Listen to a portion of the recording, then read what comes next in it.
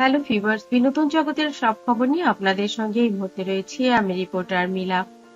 দীর্ঘদিন পর ঢালিউড কুইন অপু বিশ্বাসকে সুপারস্টার শাকিব খানের সঙ্গে দেখা গেল সিঙ্গাপুরের একটি হোটেলে। সুইমিং পুলের পাশেই তারা গল্প করছিলেন।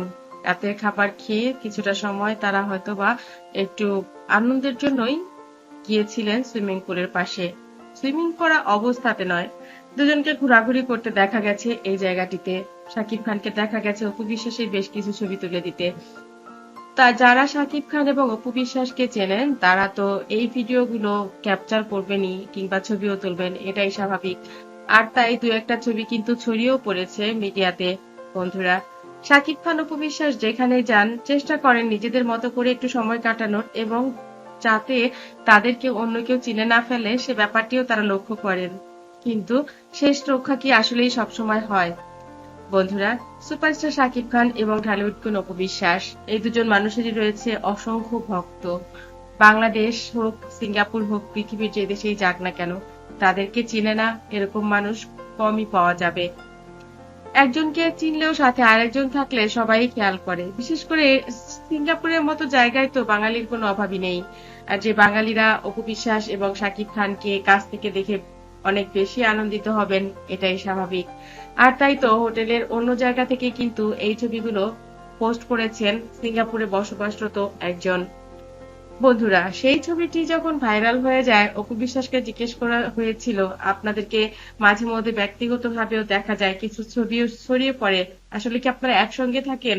অপু বিশ্বাস কাটিয়ে নিয়ে বলেন আসলে আসলে ওটা অন্য রকমের ছবি, একসঙ্গে ছিলাম না কিংবা আলাদা সময়ের ছবি।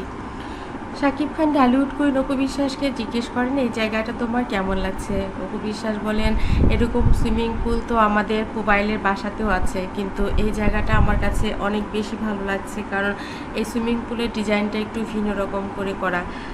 ঢালিউড কুইন অপু বিশ্বাস বরাবরই সুপারস্টার শাকিব খানকে অনেক বেশি সারপ্রাইজ দিতে পছন্দ করেন এবং অনেক বেশি ভালোবাসেন। তিনি বলেন আমি শাকিবকে আসলে এই জায়গাটাতে নিয়ে এসেছি ওকে মনে করিয়ে দেবার জন্যই। আমরা এই হোটেলটিতে 15 বছর আগেও একবার এসেছিলাম এবং এই জায়গাটিতেই আমরা সুইমিং করেছিলাম একটা সিনেমার জন্য।